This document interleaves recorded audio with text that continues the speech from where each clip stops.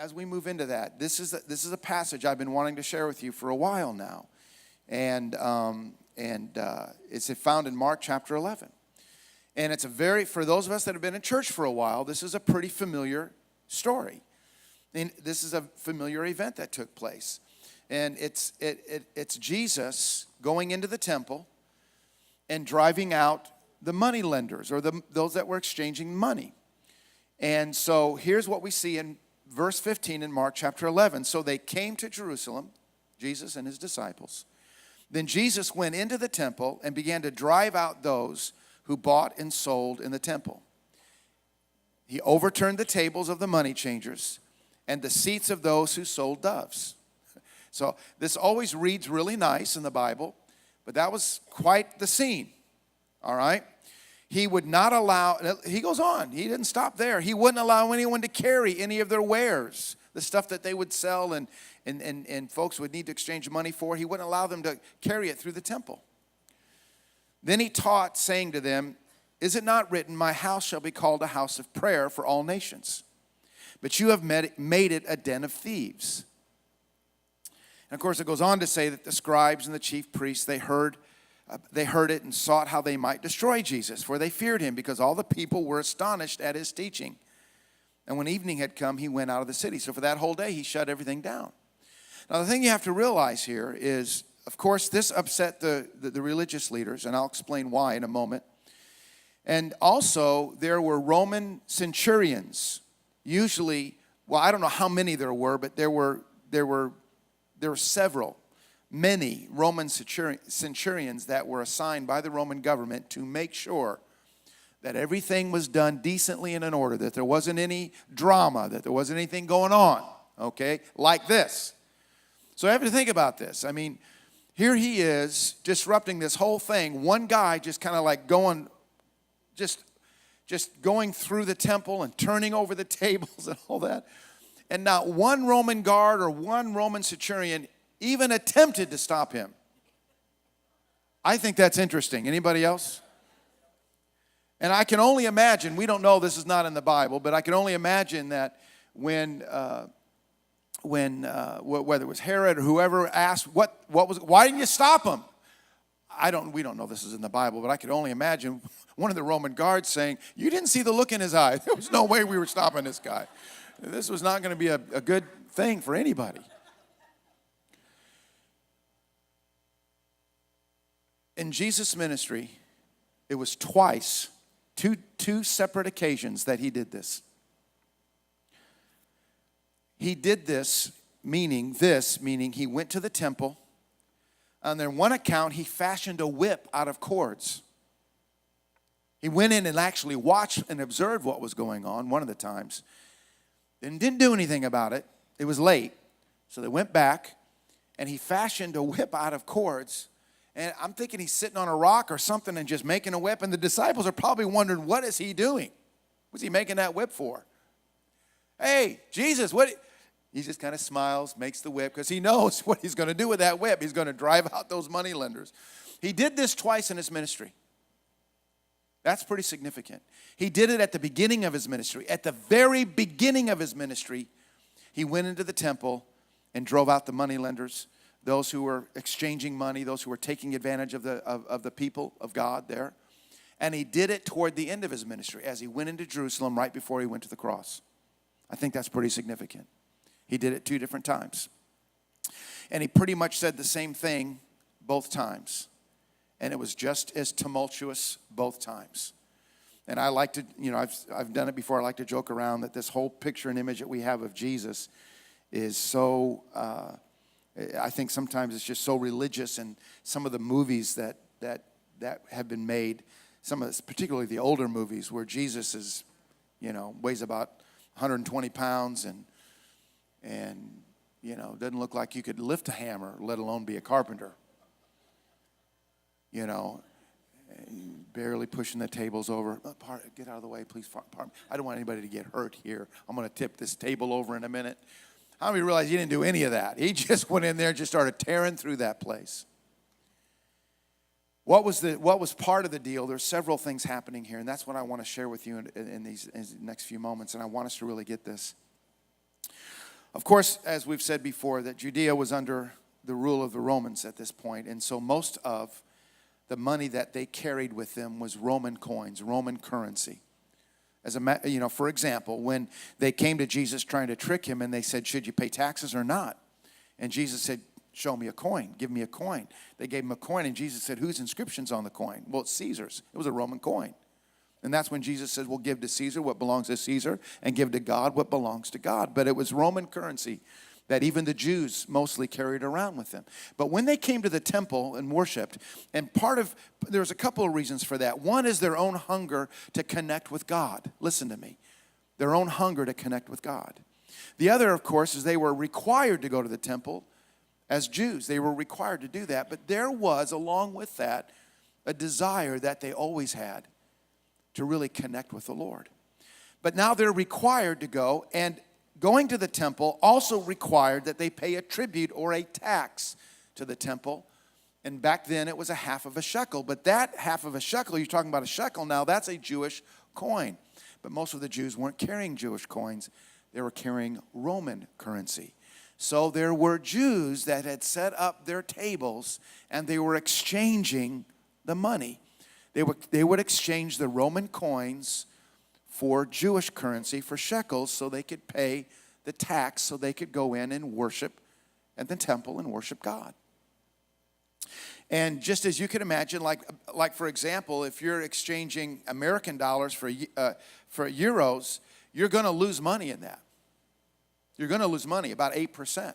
If you do it at the airport, which is the worst place to exchange your money, it's going to be about 12 to 15% that you lose. Right? I mean, so we kind of understand that in our modern society a little. But that's what was happening in a huge way right here. And Jesus is watching the religious leaders and watching these salesmen and watching these money exchangers taking advantage, gouging his people who just simply want to connect with God. And they're charging them massive interest for them to exchange the money from Roman currency to shekels, to Jewish currency. And so these money changers are taking advantage of them, and they don't have there's nothing for them to do. They have to go to the temple, and not only that, they want to go to the temple, and they have to pay a tribute or a tax to the temple to worship, and they can't do it with Roman coins. It has to be according to their tradition. It had to be a Jewish coin, and it happened to be half of a shekel, so they had to exchange the money. They had to exchange the money, and those that were doing it were taking advantage of them. They weren't just doing an even exchange. They weren't just providing a service that would help them worship and connect with God. They were taking advantage of them. They were raping them financially. They were gouging them. It was huge. And on top of that, they had all these wares. So the outer part of the court is where the crippled folks would go. The outer part of the court is where the non-Jewish people who wanted to worship God would go. And they would set up so many tables and so many that it prohibited the crippled and the lame to be able to worship and connect with God. And it prohibited the Gentiles from being able to do that. And Jesus saw that, and as he was watching it, he had just about enough of it. He said, my house is supposed to be a house of prayer, not a house of this exchange where you're eliminating half the people because either they can't afford it or because they're crippled or because they're Gentile. He says, isn't my house supposed to be a house of prayer for all nations? Everybody, Jewish or not, lame, crippled, or healthy, whether they could afford it or not. And so he began to drive them out, and he did it twice. So here's the question as we get ready to go back into worship. Here's the question for us, I think, this evening. What's robbing you? What are the money changers in your life? What have you allowed to be the money changers in their life? The things that you're exchanging for God's presence, God's victory, God's joy. Are you following me? God's strength.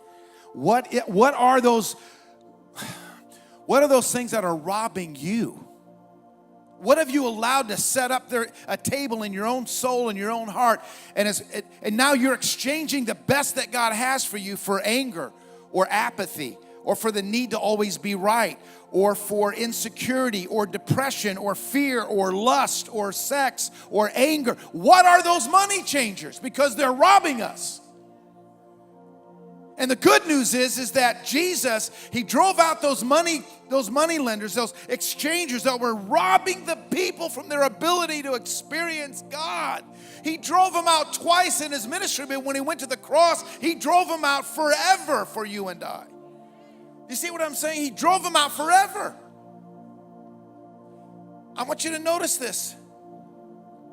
I was joking a moment ago where, Jesus wasn't just this passive, just kind of floated through this thing and, just kind of this wimpy kind of sissy-like.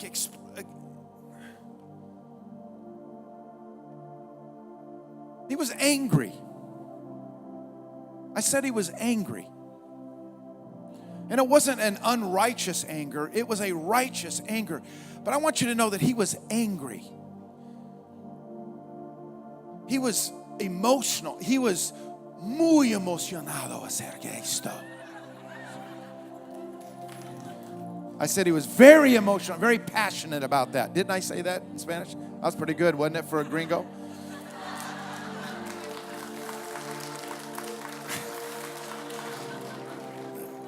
It's just about that and maybe 7 other phrases. And other than that, I speak in very short, choppy sentences.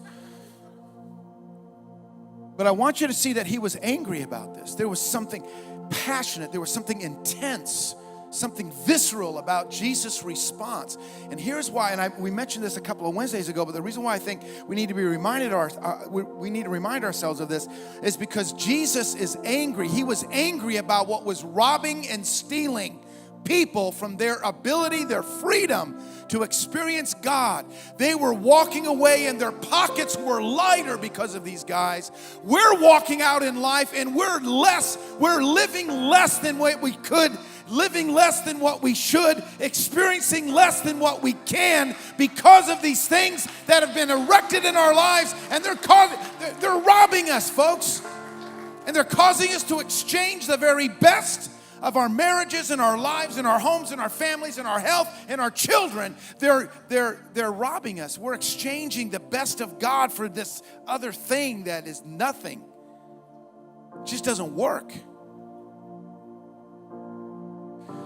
And it was this intense anger that caused Jesus to rip through the temple both times and literally refused. So when he knocked the tables over, he wasn't letting them set them back up and get back and go and get started again. No.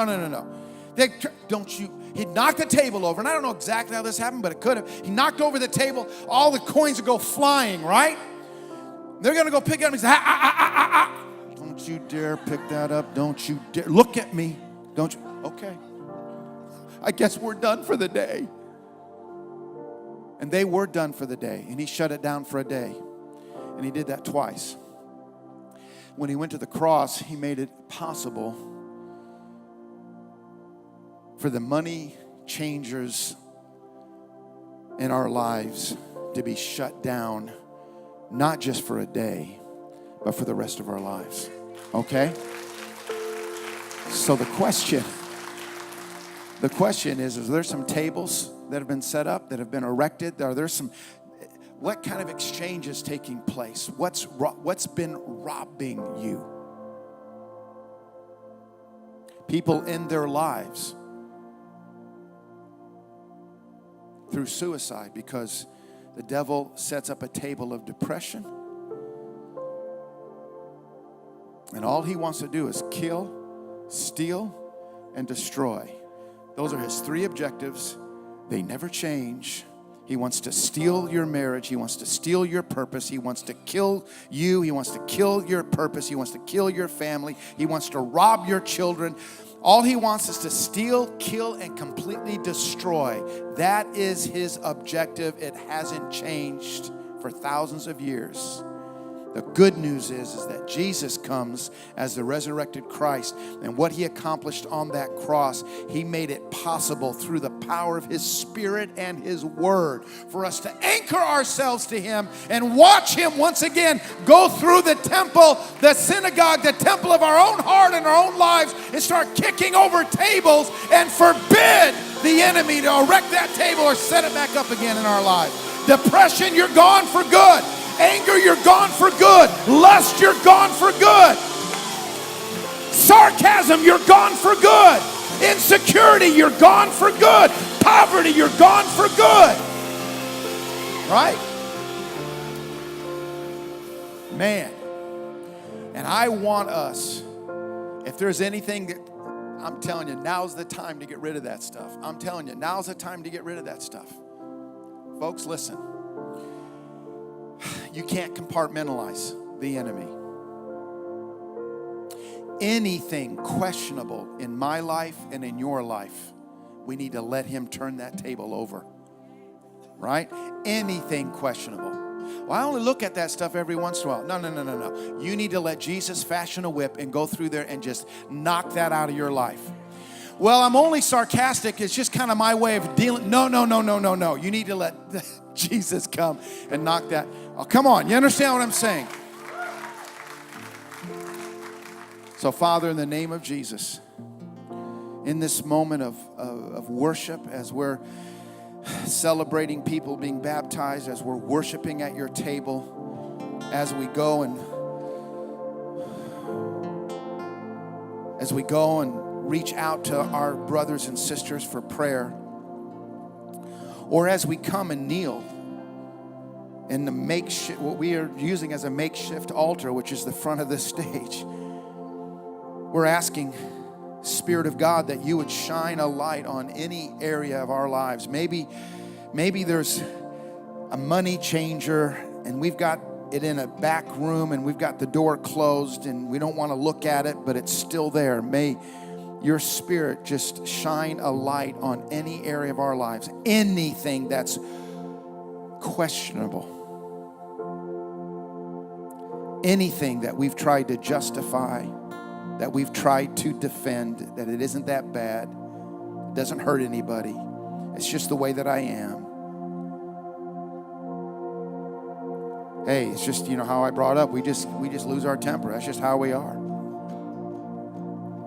All the stuff that we try to do to excuse all of those and give them those money changers the opportunity to stay there, but they're robbing us. So Spirit of God, we don't want that anymore. We don't want to be taken advantage of. We don't want to be crippled. We don't want to be stolen from. And so we're asking you to shine a light on our own hearts and our souls. And again, if there's anything that brings a question or that has a question or isn't right, Jesus, we invite you to fashion a whip and drive it out of our lives. Start turning over some tables. In Jesus' mighty name we pray. Can you agree with that? Let's keep our heads bowed as they begin to worship. As we begin to worship, however you need to respond. We're going to have some folks baptized, but if you need to come to the tables, the communion tables, listen, if you need to come to the front, our prayer team folks will meet here in the front. If you need to kneel here and really just surrender yourself to Jesus, man, now's the time for us to do that, folks.